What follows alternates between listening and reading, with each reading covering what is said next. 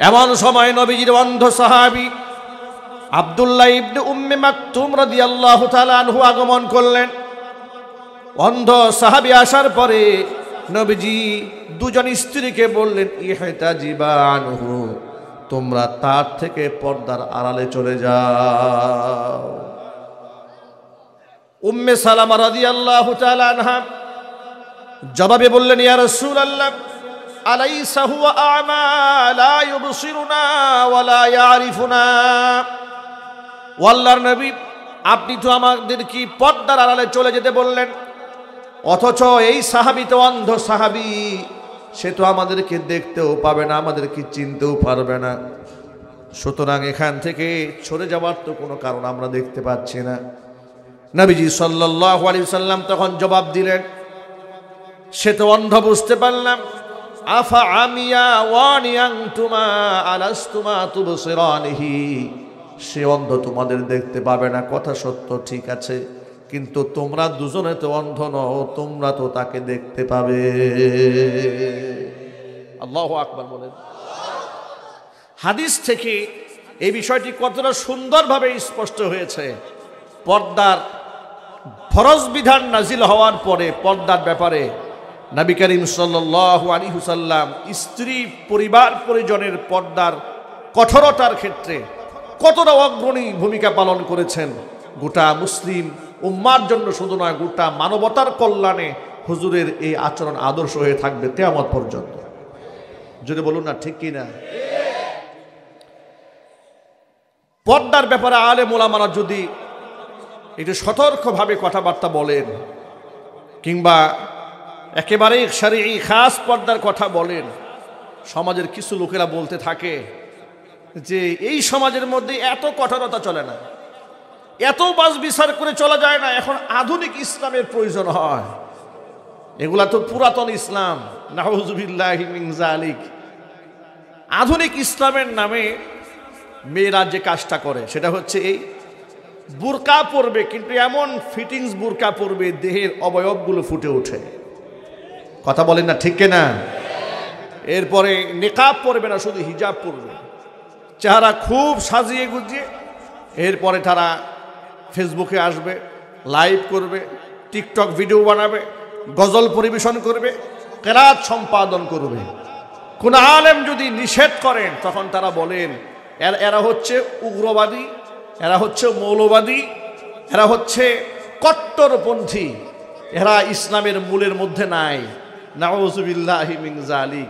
প্রিয় ভাইরা, আল্লাহর নবীর কোনো আদর্শ উগ্রবাদী আদর্শ হতে পারে? আরো চিৎকার দিয়া বলেন। ইসলামে পর্দাপুশিতার ব্যাপারে এত বেশি কঠোরতা এই জন্য আরোপ করা হয়েছে যাতে করে সমাজের মধ্যে জেনা ব্যভিচার বন্ধ করে দেওয়া যায়। আল্লাহু আকবার বলেন।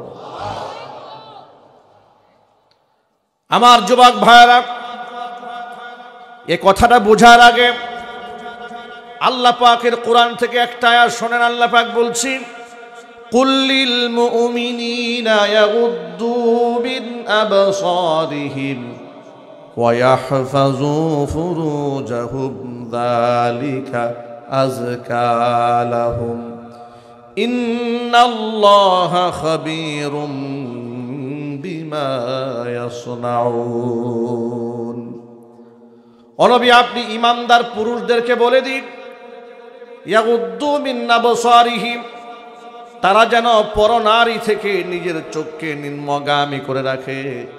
ওয়া ইয়াহফাযু ফুরুজাহুম, তারা যেন তাদের লজ্জাস্থানের হেফাজত করে।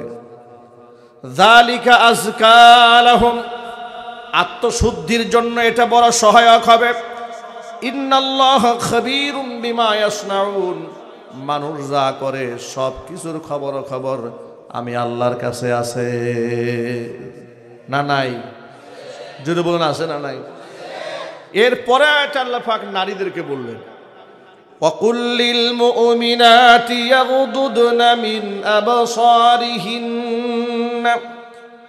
ওয়া ইয়াহফাযনা ফুরুজাহুন্না ওয়া লা ইউবদিনা যিনাতাহুন্না ইল্লা মা যাহারা মিনহা ওয়ালইয়াদরিবনা বিখুমুরিহিন্না আলা জুয়ুবিহিন্না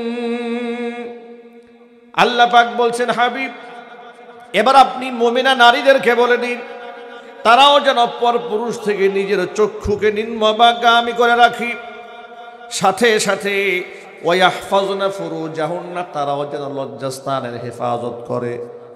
ওয়ালা ইউবদিনা যিনাতাহুন্না ইল্লা মা যাহারা মিনহা, অবশ্যই তারা সাজসজ্জার অঙ্গ প্রত্যঙ্গ যেন পরপুরুষের সামনে জাহের না করে। ইল্লা মা যাহারা মিনহা, তবে পোশাকের যে অবিচ্ছেদ্য অংশ একেবারেই না বের করলেই নয়, সে যেন সেটা করতে পারে। তবে ওয়ালিয়াদরিবিনা বিখুমুরিহিন্না আলা জুয়ুবিহিন্না, তারা যেন তাদের পার্শ্বদেশে অবশ্যই বিরাট এবং পর্দা উড়না ঝুলায় দেয়। জুরে কোন সুবহানাল্লাহ। ভাইরা মায়েরা, এই দুটো আয়াত থেকে, এটা হচ্ছে সূরা নূরের 30 এবং 31 নম্বর আয়াতে কারিমার অংশ বিশেষ আপনাদের সামনে তিলাওয়াত করেছি। পর্দার কথা পরপুরুষ পরনারী। আল্লাহ রাব্বুল আলামিন নারী এবং পুরুষকে পর্দার বিধান বুঝাতে গিয়ে নারীর পর্দার কথা আগে উল্লেখ না করে পুরুষের পর্দার কথা আগে উল্লেখ করেছেন।